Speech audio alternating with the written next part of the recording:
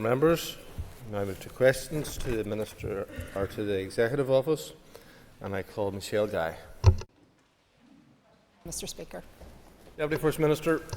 Thank you, Mr. Speaker. The Maze Long Kesh Development Corporation business plan had been submitted to the Executive Office, but we understand that it has been further reviewed by the Development Corporation in light of their current budget allocation. The business plan will be revised now that the outcome of the current internal reallocation exercise is known. The member will appreciate that's only happened today, so they will consider the outcome of that, and this will determine what is achievable from a budgetary perspective. We will consider the updated plan as soon as possible. Once approved, it will be published on the Maze Long Kesh Development Corporation website. In the interim, the Maze Long Kesh Development Corporation continue to operate in line with their agreed remit. We are committed to working with the Development Corporation to realise the potential of the site to the benefit of all, but we recognise that we must move only with consensus and sensitivity. No decisions have yet been made on any future of the site. Cathal Boyle, Michelle Guy. Thank you, Deputy First Minister. You and I share the constituency of Lagan Valley where the Maze Long Kesh site is situated, and we understand its strategic importance for the area. So my question to you is, as Deputy First Minister, with the access and the influence that provides, what are you doing to deliver the potential of this site? Because it seems at the minute the politics of this site is taking priority over delivery. Minister. Thank you, Mr. Speaker. I thank the member for her question. As outlined, there is a significant amount of history associated with this site. There's also a huge amount of potential with the site, but moving forward we can only do so with sensitivity to those victims and survivors most impacted by the events associated and within that site, and that's what I will be doing. Cathal Boyle. Deputy First Minister, at question time back in September, the First Minister referenced a meeting with the MLK Development Corporation back in July. So could I put it to you, can the DFM update us on discussions that have subsequently taken place that will inform a future roadmap for the regeneration of the site? Minister. Thank you, Mr. Speaker. I thank the member for his question. We had an update from the board. There is a new board in place with 6 new members. They are, of course, taking a look at some of the plans and proposals that had been made by the previous board. They're still in a very early stage in terms of them working together, but I do believe that there's a significant amount of talent and enthusiasm and ambition in that board. Of course, anything proposed by the board, including the budget, but also the activities within that site, will require agreement by the First Minister and myself. However, there are a number of existing organisations, as you will be aware, on that site, so part of their role will be to continue to support those excellent organisations such as the Air Ambulance and the Ulster Aviation Society. Jonathan Buckley. Thank you, Mr. Speaker. The Deputy First Minister will know that yesterday marked a significant day for many of us who attended Acts of Remembrance. I last night attended the UDR Association Act of Remembrance in Mount Norris Presbyterian Church, where I joined with UDR widows, including my great aunt, who lost her husband in the Glenanne Army Barracks explosion many years ago. Most of these victims have experienced much hurt, much re-traumatisation and no justice. So can the Deputy First Minister give us an assurance to this House that there will be nothing on the site that will hurt victims and survivors of terrorism? Minister. In the Executive Office we have many responsibilities in relation to victims and survivors of the Troubles. That means trying to meet their needs, but it also means being sensitive to the concerns and the issues that they face. The victims and survivors in Northern Ireland are those that have given the most, and we must always be very sensitive to that as we move forward. We must recognise their loss, and we must recognise the legitimacy of the concerns and issues that they have. It is therefore, as I said earlier, absolutely important that nothing happens on this site that would further any hurt or pain, and anything that happens must be done with full sensitivity to those victims and survivors. Matthew O'Toole. Deputy First Minister, you said it's important that nothing on this happens on this site which gives offence to victims. I mean, I agree But the problem is nothing's happening on the site at all. The saga of the Maze Long Kesh development has been going on longer than the mousetrap. It's been sitting there, a wasting asset. If the Executive Office cannot progress this, can I suggest that two things happen? One, a simple, poignant memorial is put up for all those who want to remember at that site. But number two, the rest of it is given over to either social housing or some other productive form of economic development, because this farce cannot continue indefinitely. Minister. Thank you, Mr. Speaker. I thank the member for his question. If he wants to tramp over the concerns of victims, then that is up to him. I will not be engaging in that. I will be moving forward with consensus with victims and survivors, because anything that we do, we should not be furthering any concern or hurt. And therefore, it is not for me to decide what is the way forward and impose that on those that have been associated with this site and have hurt and sensitivities in relation to it. As I have said, I want to unlock the potential of the site, but that has to be done in a particular way and moving forward with that consensus. But he is also incorrect when he says that there is nothing happening on that site. There are some very, very good activities on that site, not least the Balmoral Show, which I understand that he has attended. All of the activities around the Icon Centre, the Aviation, Ulster Aviation Society, an excellent organisation that attracted 7,000 visitors over the Heritage Open Day weekend, and of course the Air Ambulance, where since they have started there in 2017 have been called out some 4,500 times. That's just some of the activities that are taking place. Of course, I would like to unlock the full potential of the site, but we should recognise the good work that's already happening there at the moment. Timothy Gaston. Speaker, Deputy First Minister, your party colleague Lord Dodds is on record as saying, however it is dressed up, whatever spin is deployed, the preservation of the H blocks, including the hospital wing, would become a shrine to the terrorists who committed suicide in the Maze in the 1980s. That would be obnoxious to the vast majority of people and is something unionist people cannot accept. Will you give a commitment today that you agree with your party colleague in that statement that he made? Minister. I thank you, Mr. Speaker. Thank the member for his question. The member will be aware that that building is listed. That was listed, as I understand it, at the request of the then Secretary of State for Northern Ireland at a period of direct rule and outside of the control or context of either the Northern Ireland Executive or this House. Where I am absolutely clear, and I will reiterate this again, is that nothing will happen on that site as long as I am Deputy First Minister that would cause hurt and pain to victims and survivors. That is my promise to victims and survivors. There is nothing that I would wish to do to cause any further pain and hurt on those who have suffered the most and who have given the most in terms of Northern Ireland. Stephen Dunn. Question 2. Deputy First Minister. Thank you, Mr. Speaker. We know that victims and survivors understandably see contributions from the institutions as an important measure of accountability. So we will welcome the interim payments that we have received from 3 institutions, Bernardo's, the De La Salle Order and the Good Shepherd Sisters, as well, and I'm pleased to say, an additional contribution by the Diocese of Down and Connor just this month, specifically in respect of the De La Salle run homes. Engagement will continue with these institutions on final contributions following the closure of the HIA Redress Board. Constructive discussions on appropriate contributions from the Irish Church Missions, the Sisters of Nazareth and the Sisters of St Louis are ongoing. We have committed to publishing the details of these contributions when the process has concluded. Members will understand that this is a live negotiation with a number of these, hence the sensitivity around some of the detail. But we would encourage all victims and survivors who intend to make an application to the board to do so as soon as possible and in advance of next year's deadline. Mr. Dunn. Thank you, Mr. Speaker, and thank the Deputy First Minister for her answer. Would she agree with me that it is indeed important that the outstanding institutions recognise the harm that has been caused and contribute to the scheme? And equally, as you have stated, with the scheme beginning to wind down, is it your assessment that time is running out for these outstanding institutions to do the right thing and make a contribution? Minister. Thank you.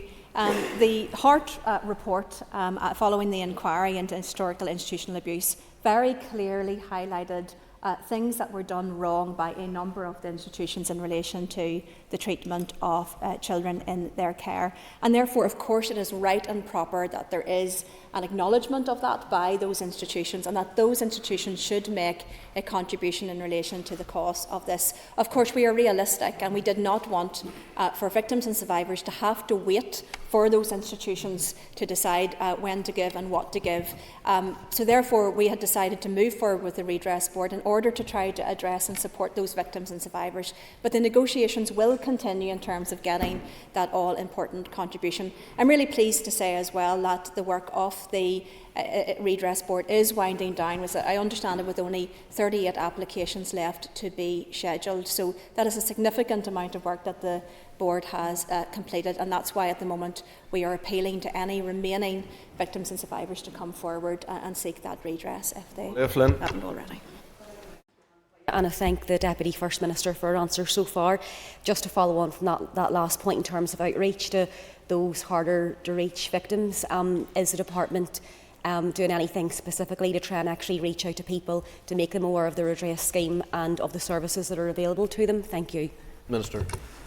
Thank you, and thank the member for her question. Yes, very important as we head towards the closure date of the scheme next year. We want to make sure that those that are entitled to this support have been reached. Now, there have been a number of campaigns previously, including a leaflet that was put through every door. But of course, we want to make sure in the last months of this scheme, so therefore there's a new campaign. There'll be radio adverts. We've written out to all of the MLAs and various organisations asking them to share that information. We've also sent the information to all of the local councils across the UK and Ireland, and indeed reached out to organisations, for example, in Australia that we have worked with before to try to support that. We of course work with our local media and international media as well in terms of placing stories to try to promote to the readership that this scheme remains open and that there is an encouragement for them to come forward before it closes next year. Connie Egan.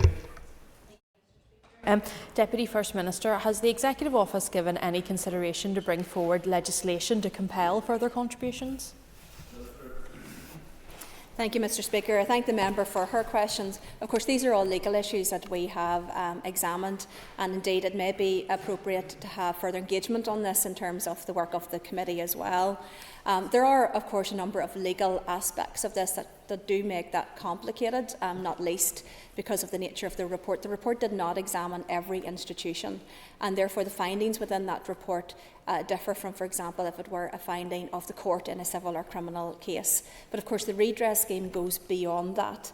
And extends beyond that.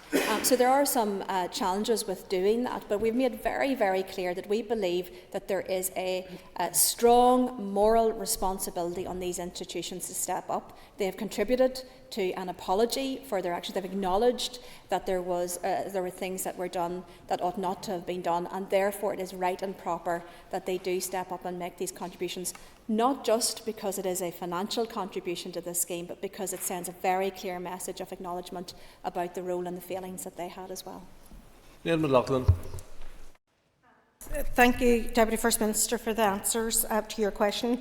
The Commissioner, Fiona Ryan, has been doing really good work in all of this area. Would your department be given any consideration to extending her role?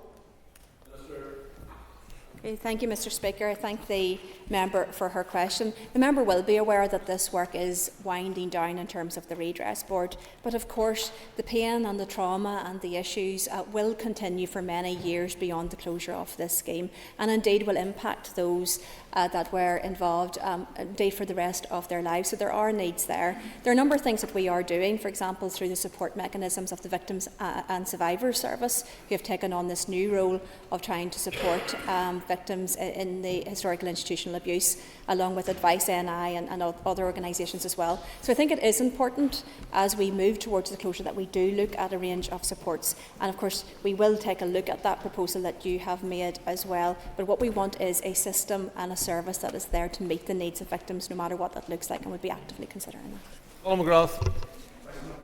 Speaker. Minister. Thank you, Mr. Speaker. With your permission, I will ask the Junior Minister to take this question. Thank you, Mr Speaker. The Central Good Relations Fund is open to all constituted voluntary and community groups, including minority ethnic groups, to deliver good relations projects where there is evidence of good relations need.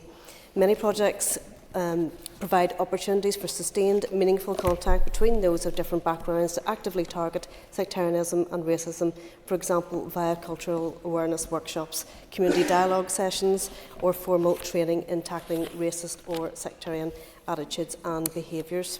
Since 2016, over £25 million has been awarded, enabling more than 780 projects to be delivered, reaching over 260,000 people here. Outcomes data for the 2023-24 period indicates that 83% of those aged 13 years or more and 68% of those aged 12 years or less reported a positive change across their knowledge, behaviour and attitude toward people from different backgrounds due to their participation in the Central Good Relations Fund project. The opening budget allocation for the Central Good Relations Fund in 2024-25 was £1.65 million. Through the June monitoring round, we secured a further £625,000, bringing the total allocation to £2,275,000. This is an increase of over 60% over the 2023-24 allocation for the fund and demonstrates our ongoing commitment to good relations work. This has allowed 59 good relations projects to be supported in the 2024-25 period, reaching around 22,500 people across all council areas. In addition, through approximately £1.1 million funding per annum under the Minority Ethnic Development Fund from 2022 to 2025, we are supporting 31 successful applications to support our minority ethnic communities to help eradicate racism. Mr Dunn. Sorry. We're going to thank the Junior Minister for the answer. Given that there was a reliance this year on monitoring round money to be able to fill the gap, could we get some assurance that next year the full budget will be applied for up front so that those groups that do work in the community in terms of good relations are able to continue that work, they're able to provide their services, but they don't have the fear that the money is going to be reduced and jobs will be lost? Junior Minister. Thank you, Mr Speaker, and I thank the member for the supplementary question. He'll be aware that the bid for £625,000 was lodged for the Central Good Relations Fund and was fully met. The bid for £1.5 million for the Communities in Transition Tackling Paramilitary Activity Programme was also lodged through June monitoring, and the bid was fully met, and no further bids were submitted as part of that October monitoring. There's also the issue, I suppose, around the multi-year funding, which may come into play as well, and we're delighted by the commitment of the UK Government at Westminster in the Chancellor's statement at the end of July for future spending reviews to cover at least 3 years, with a review every 2 years. This will provide greater transparency and allow departments to plan more effectively and efficiently for further investment in public services. Sharon. And thank the Junior Minister for that answer. Minister, could you give an indication as to when the application process will open for 25-26? Thank you, and thank the member for her supplementary question too. For the 2025-26 Central Good Relations Fund, it will open for applications this December, so 2024. So further details will be provided on the Executive Office website, social media platforms, and emails will be issued to mailing lists along with details of how to apply. Morris Bradley. Speaker, and I thank the Junior Minister for her answers so far. But can I ask the Junior Minister to describe some examples of what projects this work has supported with young people across Northern Ireland to date? Minister. Thank you, and thank the member for his question. In 2024-25, approximately 61% of projects within the Central Good Relations Fund are delivering against the TBUC priority, our children and young people. Almost 8,000 young people will be directly impacted as a result. In 2024-25, through the Central Good Relations Fund, 2 projects are being supported, which include participants from my own area of South Antrim. These are Ulster Hockey with funding of £45,000, targeting 620 participants, and Belfast Electronic Arts and Music Academy with funding of almost £27,000, targeting 90 participants. For Your Freedom and Ours received an award of £33,620 and is delivering within the South Antrim area as well. And under the TBUC Camps programme, one group in South Antrim was awarded £30,000 to deliver 3 TBUC camps projects engaging approximately 80 young people. Under the planned interventions programme, 2 groups in South Antrim were awarded a total of £10,750 to deliver 2 projects engaging a total of 59 young people. £94,000 was awarded to Antrim Newton Abbey Council from the District Council's Good Relations programme to deliver good relations programmes which include projects engaging participants in the South Antrim constituency. So those are some examples. Thank you. Peter McGrills. Minister, for her answers so far. In August this year, we saw racism and violence on our streets, and I personally had friends and colleagues affected by what they saw, heard and experienced during that period. What bids have been made to address the ongoing increase in racist attacks since these scenes took place? Thank you, Mr. Speaker, and thank the member for the question. So I'm just trying to find an answer here.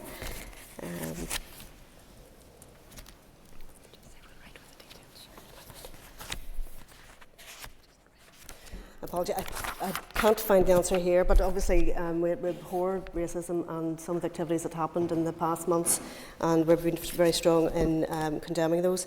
We do look forward to the review of all these policies to include and make sure that race is included and acted upon. But if the member wants to follow up further in writing, we can actually provide a fuller answer. Declan Kearney. Minister. Thank you, Mr. Speaker. The appointment of the Commissioners and the members of the Office of Identity and Cultural Expression is essential to implementing the provisions of the Identity and Language Northern Ireland Act 2022, for which the Executive Office is responsible. As previously advised, we have instructed our officials to develop further advice, which will include documentation for each competition, including candidate information booklets and details of selection panels to enable the competitions to be launched. To finalise this advice, a competition initiation meeting, it's called a CIM, needs to be conducted for each competition. And we are pleased to advise that the selection panels have now been formed and that the preparations for the CIMs are at an advanced stage. We hope to have held a SIM for each of the competition in the coming weeks. We would also remind members that the competitions will be run in line with the Commissioner for Public Appointment guidelines. Mr. Kearney. agus mhuichas leis an ara a sochta fragra. Ara lena chosian an jocolate corsius a dheanú am lína crin maidir leis na trí commissioneri a arcu. Agus a léirú duine cenúr a mé na trí commissioneri ceapa go formulta. Deputy First Minister. Mr. Speaker, I thank the member for his follow-up question.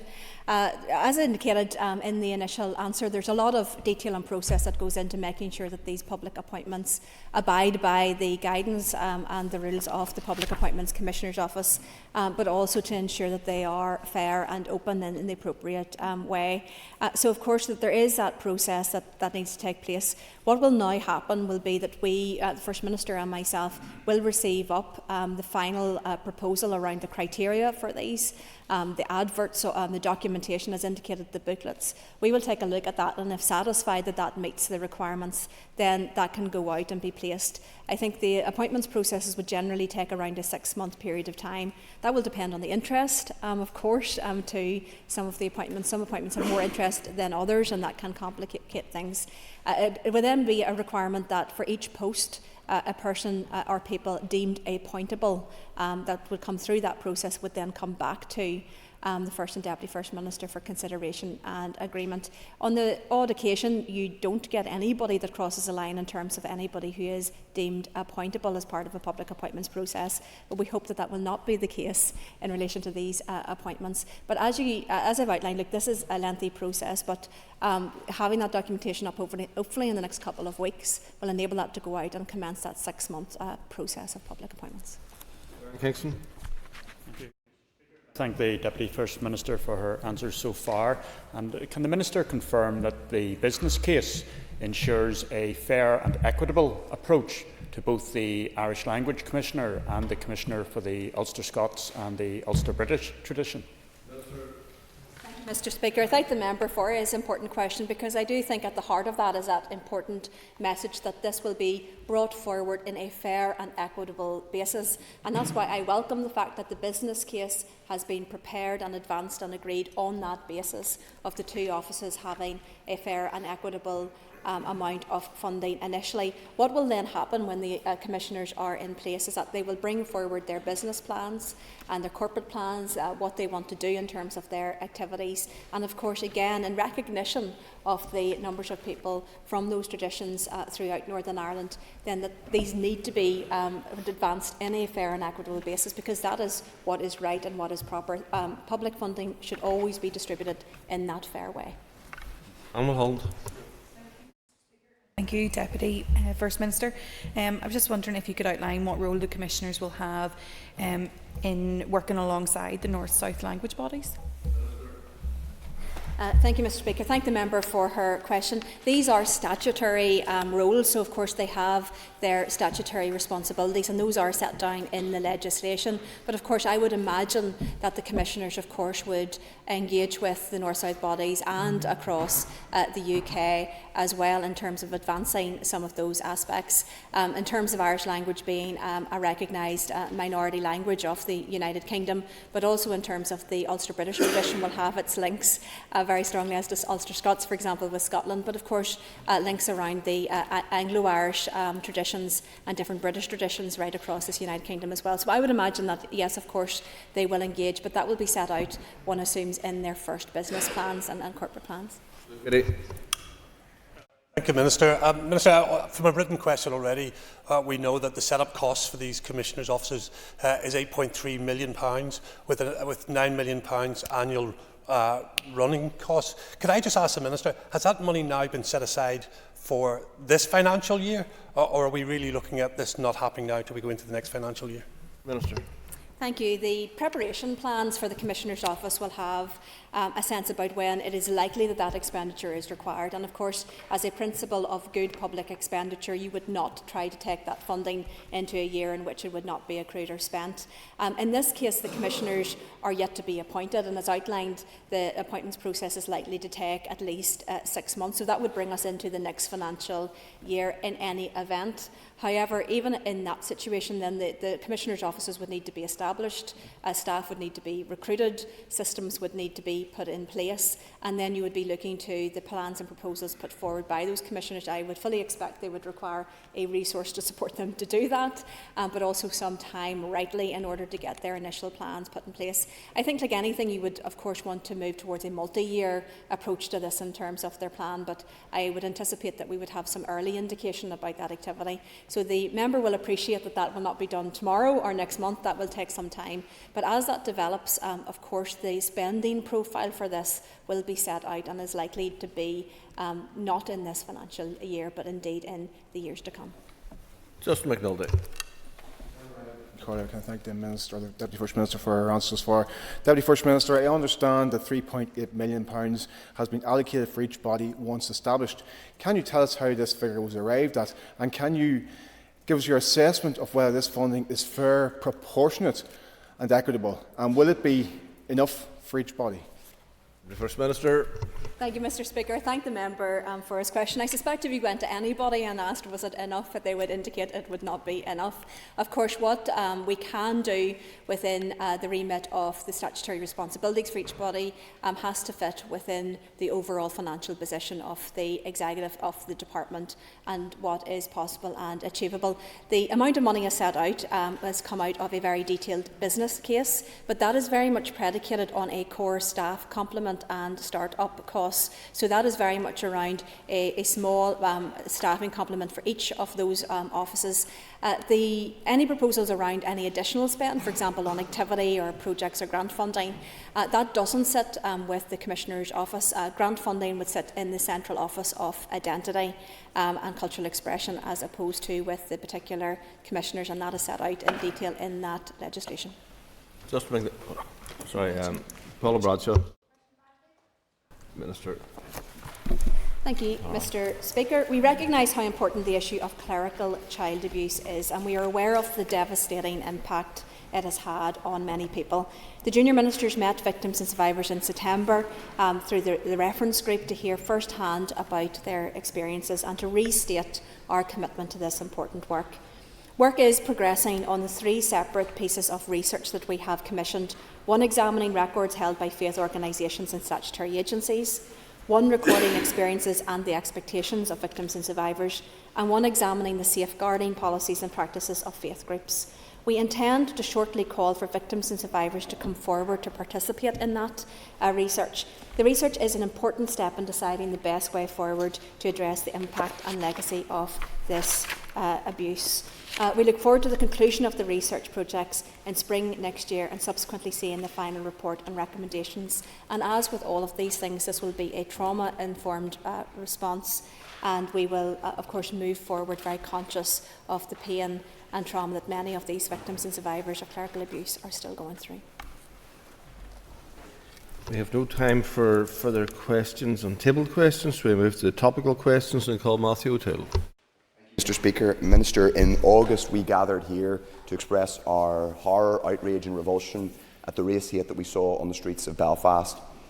Can I ask what specifically the Executive Office, the First and Deputy First Minister, have done since then to tackle the growing scourge of racism in this society? Deputy First Minister. Thank you, Mr. Speaker, and I thank the member for his important question because it provides the opportunity once again to put on record our absolute rejection of racism and of any action based on hate or discrimination or prejudice. What we saw over the summer was entirely unacceptable, and that is the message that we have been sending. So there are a number of different aspects to what we have been doing. First of all, to show that joint and shared political leadership, not just within the First Minister and Deputy First Minister's office, but of course across this executive, to call out at every opportunity these terrible actions.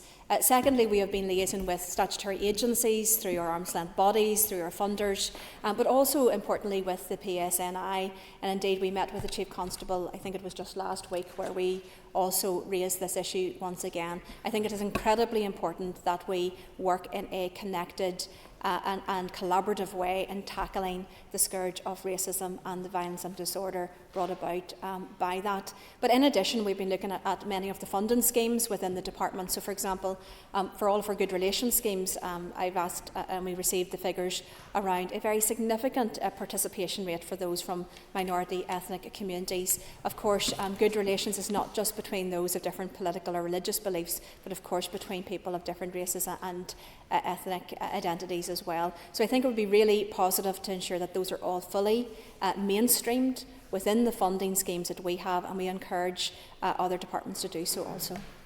Mr. O'Toole. Thank you, Mr. Speaker. Minister, I don't doubt your commitment to this, but since we've come back we haven't seen progress on a standalone hate crime bill from the Justice Minister. We haven't seen the publication of a racial equality strategy. We don't know when we're going to get a refugee integration strategy, and I'm afraid we don't have clarity on whether good relations money is going to be specifically directed towards getting outcomes for people like those in my constituency who face being hounded out of their homes, where kids are being injured with glass because masonry is thrown through their front windows. I'm afraid we do now need to move beyond warm words and see practical action. So can I suggest that on all the areas that can I ask whether on all the areas that I listed we will see delivery and more specifics from this executive by the end of this year? Thank you, Mr. Speaker. I thank the member for his follow-up question. There was a lot more I could have said in the initial answer, but I'm very conscious of time and the length of response. But of course, we are also working on those issues, bringing forward that race relations legislation, but importantly as well that refugee integration strategy, which has been promised, and work is ongoing, and I can give the House that reassurance that that work is ongoing, and we are endeavouring to bring that forward as soon as possible. But he is absolutely right, this is not just about words, but I would say words matter and leadership matters, and what we say and what we do on this issue, both in terms of the media and in this place, in terms of standing together against racism, is important. But you're absolutely right, that needs to be followed up by action. That is why officials in the Executive Office have been working closely throughout the period with Belfast City Council and other councils around that practical support and that financial support. We have a dedicated ethnic minority funding scheme under our race relations strategy, and that of course has been protected and will be moving forward. We're looking at issues around multi-year budgets and better support under that, but what I've indicated to him is that also that needs to be mainstreamed toward, within our good relations scheme, such as Central Good Relations, such as our TBUC camps and others, because that is a really good opportunity to ensure that those key principles about respect and tolerance of difference and different identities starts at the earliest possible opportunity in relation to prevention. Minister, when are we going to see the new or amended ministerial code so we can debate it in this chamber? I thank you, Mr. Speaker. I thank the member for his question. As I understand, there had been some work done on that. Of course, the recent legal case made clear that the ministerial code has to be read subject to the decisions under the legislation, for example, on the Executive Functions Act. So therefore, anything that we do, regardless of what the ministerial code says in relation to that, it has to be read in relation to the actual primary legislation. Now that doesn't, I think, is a matter of good legislating. That is not an acceptable position as a permanent position moving forward. So work on that is progressing, and I have no doubt that that will be brought forward in due course. But I do reassure the member that any conflicting aspects in the ministerial code to, for example, the Executive Functions Act, it doesn't create an issue or problem with the Northern Ireland Executive or the functions therein. I thank the Minister for the answer, and it is something I've asked about on multiple occasions, and particularly with the lack of openness, transparency and integrity from some ministers over this last number of months, particularly in the McMonagle affair and child safeguarding. So would the Minister agree with me that actually it's really important that we have that new and amended ministerial code to give us confidence so that we can ensure that we hold ministers to account when we have to hold them to account? Minister. Thank you, Mr. Speaker.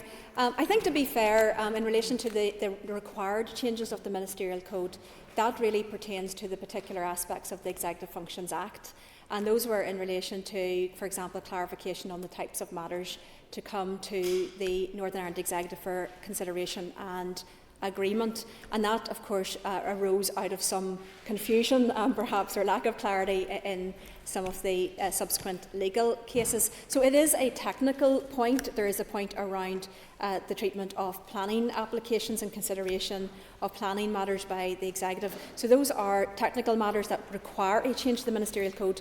There had not been, as far as I am aware, proposals to change the obligations that all ministers are under in relation to the key principles as set out, including transparency and openness. So of course that endures, that exists, and all ministers must comply with that ministerial code, which remains in place currently. Down for South. Thank you, Mr. Speaker, and I thank the Deputy First Minister for her answers so far.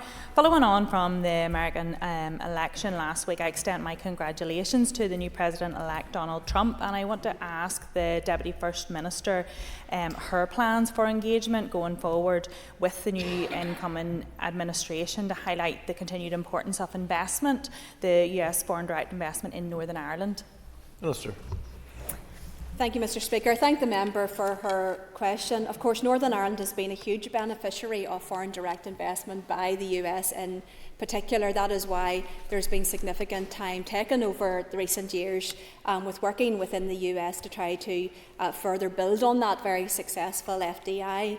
And of course, our relationship with the United States goes much beyond just trade. We have those very historic bonds in terms of our history and our heritage. I believe Northern Ireland indeed has the links to the most US presidents in any other jurisdiction per head of the population. So that is something that we should build on as well, not just those trade links, but improving our opportunities with the US based on our heritage and those links. I'm very conscious that the Vice President, for example, has those Ulster-Scots links, or Scots-Irish as the US refer to them. So I look forward to engaging with the President and the President-elect and the incoming administration to further for the benefits of Northern Ireland. Ms. Forsyth. Thank you, Mr. Speaker, and I thank the Deputy First Minister for her answer.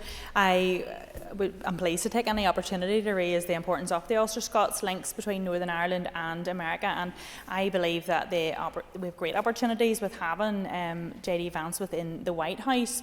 Does the Deputy First Minister think that this is a key opportunity for our Northern Irish historical links with America to build going forward? Deputy First Minister. Absolutely. A key part of the international relations work that we do is around what is often referred to as soft diplomacy and cultural diplomacy, and that is very much about reaching out in that way and explaining those links, the shared culture, the shared history. And I think so many people in the US don't realise that they have that Ulster Scots or Scots-Irish heritage, and indeed heritage from the UK and Ireland, of course. There's a very rich vein of that runs right through the US. So I think it's not just a responsibility of us to try to promote that, but it's a really good opportunity for us to promote that. And by using our shared history, those bonds, and not least also in trade, because of course many of those Ulster Scots that went on to the US invested heavily in trade and business and helped build America as well. So there's lots of opportunities. The Communities Minister had a very successful trip, as I understand, over there on this very issue, and I look forward to building on that and just sharing our shared experiences. Alan Robinson. Given the significant role that family farms in the province given the significant role that family farms play in the province's agricultural sector, has the Deputy First Minister had, or does she plan to have, discussions with the Chancellor, Rachel Reeves, on the potential effects of the recent changes to inheritance tax legislation and how these changes may impact the future of family-owned farms in Northern Ireland? Yep. Thank you, Mr. Speaker. I thank the member for his very important and timely question, because I know that many farmers and farming families throughout Northern Ireland are particularly concerned at the moment in terms of those proposed changes by the Chancellor. I had taken the opportunity to raise directly with the Chancellor and with the Prime Minister prior to this budget the concerns about the rumoured changes, particularly in relation to agricultural relief.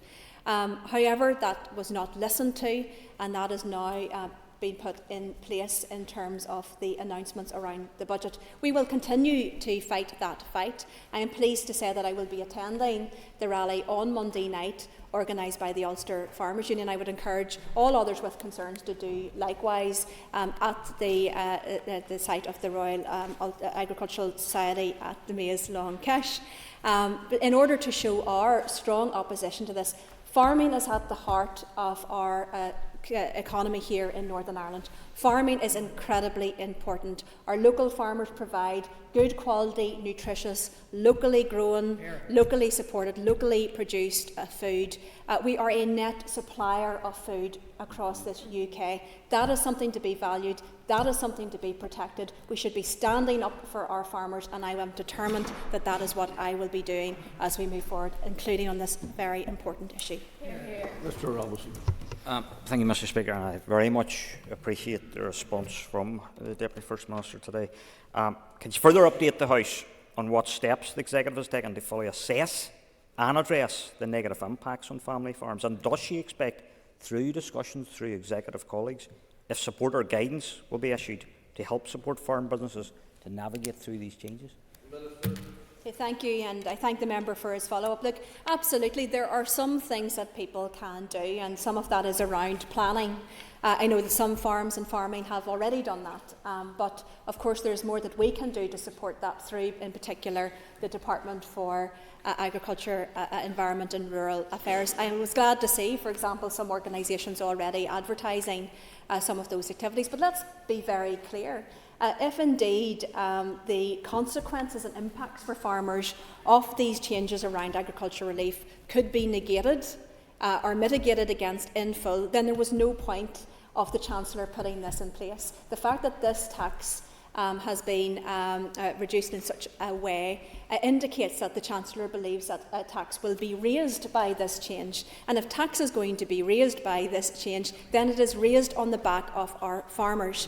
Farmers need support. They are not a cash cow to raise tax for anything else. Farmers do an incredible job. They require support, not additional burdens. And I believe that we can have a strong, united voice from the Northern Ireland Executive to say to the Chancellor and to say very strongly, protect our farmers. We will be fighting for our farmers. We are on the side of farmers on this issue, and we are asking the Chancellor to change course urgently.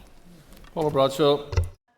Mr Speaker, just to come back to my question, because I didn't get in for supplementary around the clerical child abuse, and we saw in the media today the Church of England senior figures in it. There's a bit of a spat around the Mackin report that's been launched into the 100 boys and young men in the Christian summer camp. I'm just wondering, Deputy First Minister, to what degree is the research that you outlined earlier, is that going to actually penetrate into actually the organised youth groups, for example, that have been using church premises for their activities? Thank you.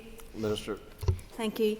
I thank the member for her question. It's a very important aspect of this, because really the approach of doing this research first was very much based on the reality that there is some anecdotal and other evidence coming forward around what has happened, but there's very little insight into the scale or the depth of this problem. So the research is designed to flag up issues of relevance to be considered moving forward. So I suspect that this will be an issue that will be looked at.